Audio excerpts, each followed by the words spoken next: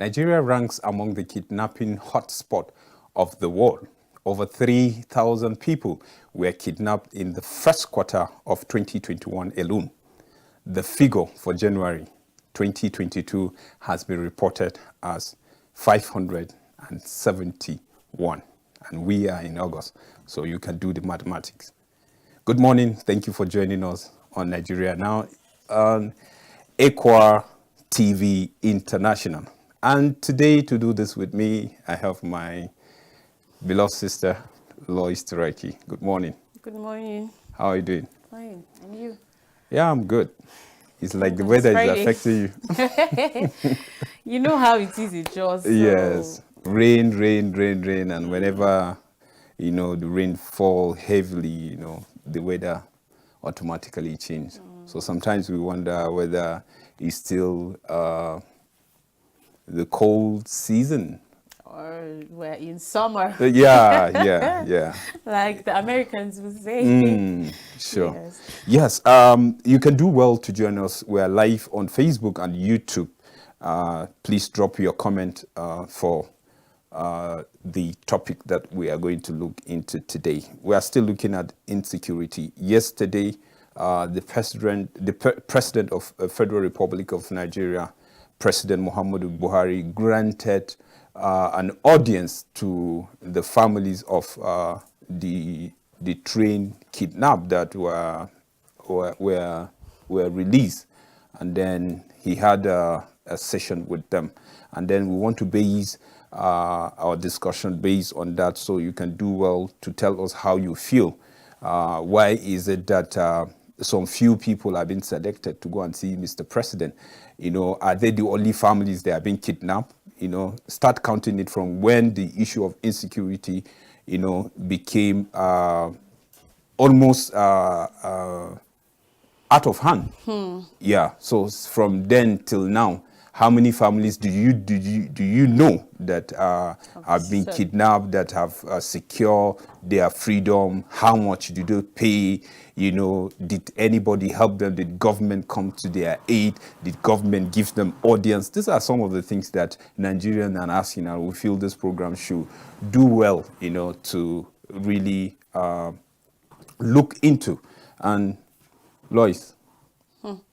It's just a thing of question that we've had a series of abductions from where we can't even really remember, although we can remember, of course, because it is everywhere. When you go online, you see that there are so many researches about some of these things that have occurred. That's the abductions, not talking about killings and all of the issues of insecurity Nigeria has been dealing with for the past years.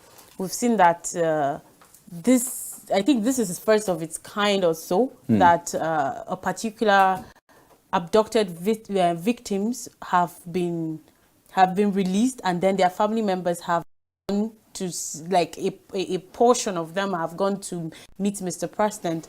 And then, just like you said, people are asking questions like, why is it that it's this particular set of people of the Abuja train attack, and then why is it that it has to be now that this particular thing is happening? Because just like Mr. President said, these people have stayed in custody for over 100 and something days. So it's just unfortunate that they had to stay for that long. We saw series of incidents that have happened during their stay in the custody in the kidnappers' den. They have been beaten, they have been molested, they have been threatened with all kind of threats. Because I can remember the last video we watched from the terrorists, they said they will if the government doesn't give them what they want, they will even kidnap the president and even the governor of Kaduna State. And even as such, they will still sell some of them into slavery, just like they did the Chibok girls. So whatever it is that the Nigerian government is not willing to give to them, they will make our lives a living hell, just like they are doing already. So it's just unfortunate rather that it is now that Mr. President has come out to do this thing, and then people are asking why now, and why this particular set of people. We have a lot of them that are still even in the captives then. So why now and why them? Why now and why them?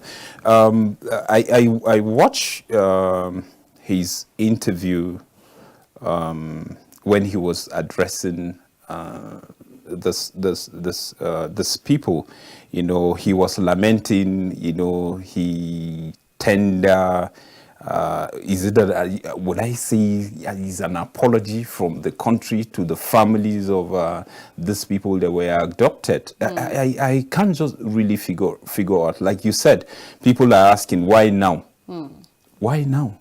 And a time without number since the issue of headsmen to the issue of kidnappers that brought the issue of AK-47, that people that are not supposed to have access to these sophisticated weapons and they are holding and they are walking around with it like there is no law in this country. And there was one time that we hear Mr. President saying they should shoot aside anybody they see with AK-47. And since then, it's either you hear arrest or attack, and then people get away with whatever atrocities they made, and people ask, these people, are they ghosts that they will just come and operate with such sophisticated weapons and then they disappear, or even with the weapons? And people are asking this question. I know of a family that 4 of them were kidnapped, 3 were released, 1 was killed, and 3 million was zapped from this family. And then there are family that you cannot say they can boast of, like you wake them and you say, give me 100,000 or 50,000, they will just go somewhere and get it. It's ordinary Nigerians that are really hustling day to day, like for their living. And then this kind of amount, I'm just saying the ones that I know. And we have so many Nigerians that know so many people that up to now, as we speak, some of them are still in captivity. Yes. And some of them are being released, and some of them have to sell their properties. You know, according to reports, 3,478 people have been abducted across the country, and then 2,256 others have been.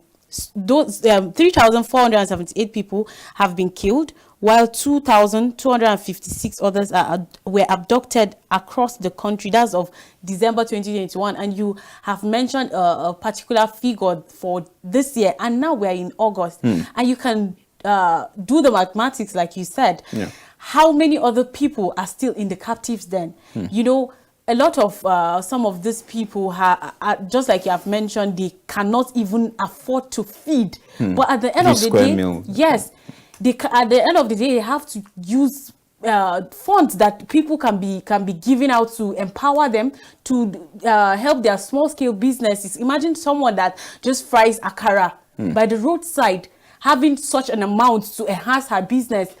You can imagine how far that will go, even to help people in the community or in the society, or even help the GDP of this country, because we are looking at a country that is a consumer country. We hardly even produce anything. We look forward to importing almost everything we consume in this country. And then if you see all these funds that have been given to the kidnappers to buy AK-47 that they are not even supposed to wield such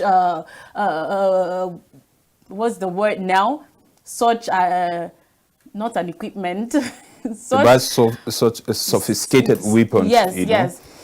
So you just imagine how this money has been given to these people, and then still till today we still have some people that are still in that in their dens, and more ransom is expected to be paid to them for them to even buy more of those weapons. Okay, so let's hear what Mr. President says yesterday, and then from there we have our audience. You can do well to listen and then make your own analysis too, and then let's hear what your views are.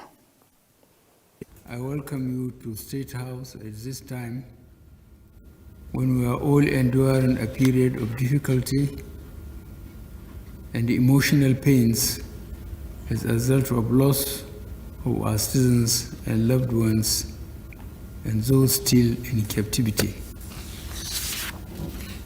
Today marks 136 days since the terrible and cowardly attack was carried out on fellow citizens who were going about their normal lives by some criminal elements in our society, leading to the loss of lives of both train crew members and passengers. I express my deepest and most heartfelt condolences for this loss to you and your families, and we join you as a nation in your plight. It remains our solemn commitment, as demonstrated publicly and behind the scenes, that we will ensure each person currently being held captive is safely returned home to their families. There have been several actions taken from the moment the incident occurred on the 28th of March by various government officials to not only ascertain the extent of fatality and damage caused by the actions of these terrorists, but also how to best bring succor to the affected families and ensure that such an occurrence never again takes place in our country. I have been informed that at last count, there remain about 31 people in the hands of the kidnappers, and our determination is to work towards returning these 31 people to their families. It is understandable that emotions typically run high. We have received several suggestions about the employment of lethal military force in extracting those still being held in captivity. This option has indeed been considered and evaluated. However, the condition to guarantee a successful outcome and minimize potential collateral damage could not be assured, and therefore that course of action had to be reluctantly discarded. My primary concern is to get everyone released safe and unhurt. Notwithstanding, I have since directed the service chiefs and their colleagues in the intelligence arms of our law enforcement agencies that seeing an end to this inhumane action is their topmost priority. He said he has directed all the service chiefs and all the intelligence agencies that we have in this country for them to end this. We have had this directive Over and and over and over. and over. People ask, what does a president's statement mean to everybody that is serving under him? Yes, we talked about the issue of shoot aside when he gave a directive for anybody seen holding AK-47.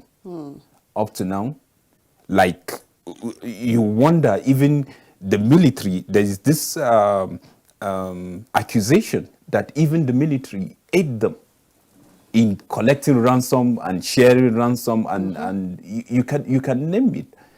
We are not saying that a military totally the formation are involved, Yes. but in every sector, definitely you'll find bad eggs, those that are just out to sabotage the effort of this country. And these are the kind of people that you feature them, because these are people that are working with people. Because you can't tell me that in the entire battalion, you know, everybody there will be corrupt and nobody will say anything. Now, Mr. President is saying this. Time without number, we see such directives and there's no action. And nobody is losing his job. And then he keeps saying that he has given directives. And I wonder who he gives these directives to. He just Because said it. He's a service chief. If, as far as I'm concerned, if you are giving your service chiefs directives, then they should work with it. Because I can't imagine, okay, you giving me telling me to do something, and at the end of the day, I don't do it. And you even go to tell people out there that you've told lawyers to do this particular thing, and they don't even see that action taking place. So, yeah, as far as they're concerned, you didn't tell me anything. Because I am subject to you. I'm supposed to do what you say. When you direct me, I should be able to do it. And this is not just talking about directly in the president's household. That should we're There's talking a president about of a country. And a country as Nigeria. Nigeria is not a small country that should be, what will I say, should be looked down on. Yes. Nigeria is the giant of Africa, like we've always been saying, Yes, the yes. most populous black nation. So we're not talking about a small country here. That when our president speaks and gives directives on issues as these, then people will just be silent about it. No actions are being taken place. Nobody is losing his job. Nobody is saying anything, and people keep dying each and every other day. And no, every it's not day, acceptable. And every day you hear press statement, you know, is Edgar Garba who is saying, Femi Adesina saying Femi something. Adesina and the rest. You know, even the issue of the attack, when they said if the federal government did not do their bidding, they will even kidnap the president and then governor of Kaduna State. And just look at it. Somebody came and told us that it was a propaganda. 2 days later, there was an attack on the convoy. There was a prison break. There was attack on the presidential guard. You know, I think yesterday, you know, the 6 that were killed were buried. You know, their family members were there, which just pay a supreme price for just somebody's lack of how would I put it? Lack of being responsible to whatever assignment being given to the person. You know, it's just funny. I saw a post on somebody's status or something, I can't really remember, that says it's funny how terrorists can go and free their people from our prisons, and then the government cannot even free its people from the captives then. It's just funny. Because if you look at these terrorists, how many are they? I know that our security task force are not, because we are over 200 million in this country. And then if you look at the figure of the security agencies we have in this country, it's not even half of the population. Yeah. And so that in itself is even, it's not even appropriate. Let me say it that way. It's not even appropriate. And then you can see that these people are just there, and then the terrorists are saying all of this. But as far as I'm concerned, the government started doing much on her part when that particular video came out. Because if you can really follow the story from that particular period till now, you can see that some people have really been released, and a lot of things are coming up from this particular Kaduna-Abuja train attack. That even now, yesterday, the president had to meet with the families. So, okay, what if the terrorists did not even say they would kidnap the president or the governor of Kaduna State? So every other thing, people will just keep quiet, and then nothing happens to these people. They will keep on wallowing where they are right now. But since that video, I've seen steps taking place. I don't know if the government is scared or something. Okay, well, let's hear what the freed passengers, you know, had to say. There is no bound for negotiations. 65 of us boarded March 28th, 2022. We boarded the train, a federal government train. For goodness sake, what does it take the federal government to negotiate, to sit with these people, find out their grievances? They have innocent people hardworking people, men who have left their children, they have left their wives for over 135 days.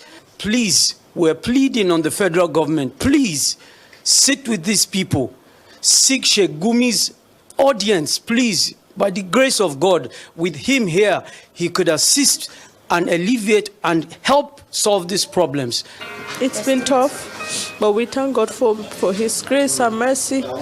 And the prayers, we know that we've prayed, and we know that we've had the prayers of our loved ones with us. And we just pray that the rest of the people that we left back would be released as soon as possible. So whatever the government or whoever it is that can support to get them out, we pray that they do whatever they can to get them out as soon as possible. My call is targeted to two people. First, the kidnappers. What will they benefit from taking innocent people? People who are themselves weak, especially children, families. What benefits do they want to incur? If they are complaining of grievances, then you don't vent your anger. You don't vent your anger on the innocent. The second target is the authority and the nation as a whole. How can we leave children like this, a family like this, 135 days?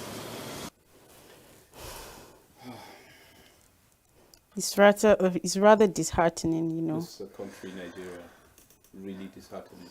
You can hear firsthand from the passengers, that were kidnapped. But thank God they were released, and then see their cry. You can see they are not even that happy that they are out. They are united with their family. Their mind is with those that are still there. Because they have experienced it firsthand. Together with them. And they know what those people that are still there will still experience in the hands of those people. Some of them might not even live to see the end of today. Some of them might just die in the hands of these people. I feel if you have a problem with whoever it is that you want to, you just like Sheikh Gumi has said, you should deal with the people involved. Why you take innocent people that don't know anything just in the name of the government should give you something? If you have an issue with the government, the person just said you should negotiate, and I don't see why they should even negotiate with those people if they don't even know them. Because if you have proclaimed these people or declared them as terrorists, then you should deal with them as one. Why negotiate with a terrorist?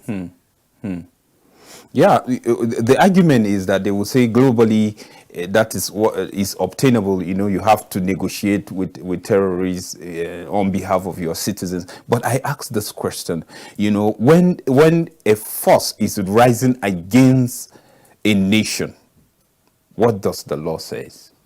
And terrorists is a global thing. That once you are being marked as terrorists, you are supposed to be treated as such. So I expect this country not to treat them like somebody that is aggrieved on something. They are inflicting pains on ordinary Nigerians, those that are just going about doing their normal business. Some of them are not even government officials. Yes. They are just business people doing their own thing, taking care of their families. Some are not even happy with what the government is even doing. As a citizens, they are not comfortable. Look at it now. It's the failure of the government to even protect the citizens. That's where they are even they even found themselves in such situations. And the funniest part of the whole thing is that this was one of their greatest campaign strategy. Okay, why is Gumi Even the person to negotiate with them? These people, you are looking for them. You say you don't know where they are, where they keep these people, that they are feeding them, they are flogging them, whatever they are doing to them. But this man have access to them, and we know the story of Gumi. Gumi have been talking on behalf of these people, that these people are crying because they feel this government. This present government did not carry them along. And I asked, who are those people? What is their contribution when it comes to this country, GDP of this country? You begin to ask this question. And these questions that common Nigerians are asking, Lois. Well, we'll keep asking these questions until we get we get our answers. And the needful, we have to do it come 2023, because we can't continue like this in this country. It's just devastating every day. I can't even imagine myself in that. Oh my God. Well, it is well. It is well with Nigerians. Quickly before we go, let me take this this from social media. Nuhu Babanjo Yunusa. Babajo Yunusa. He said, good morning. The state of insecurity in Nigeria is indeed worrisome. May the Lord come to our aid in Jesus' name. Amen. We say amen to that prayer. Keep your comments coming. Thank you for staying with us. Thank you for allowing us to be in your own sitting room. We pray that you continue to stay with Equa TV International, even as we roll out other interesting programs. Be with us and then keep praying for us, and then keep supporting us. Thank you so much. And remember that the Plateau State gubernatorial debate is coming tomorrow by 5. We're going live on all our platforms by 5:30 tomorrow. So do well to join us. Shenga Johanna, good morning. Nigeria Now presenters, good morning to you. Nigeria is in the moment of darkness because our leaders neglected God, thinking they can handle insecurities with their power. And I say, only if the Lord secure the house, the watchman is just watching in vain. Thank you for doing this with us. Keep watching Equa Television. Bye-bye for now.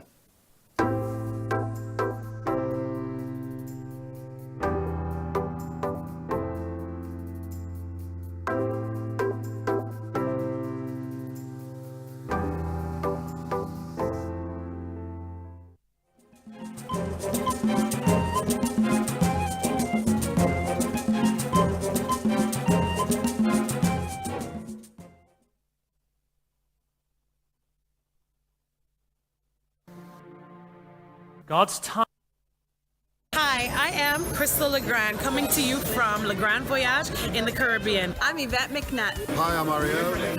Hi, I'm Dennis McNutt. Keep watching Equa TV. We support them everywhere in the world. Keep watching Equa Television. Keep watching Equa Television. Keep watching Equa Television. Keep watching Equa Television. Please keep watching Equa Television.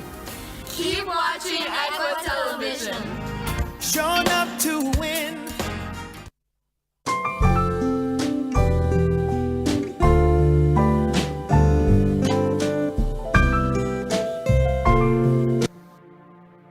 God's timing is rarely our timing, which is why one of the most frequent cries in the Psalms is, how long?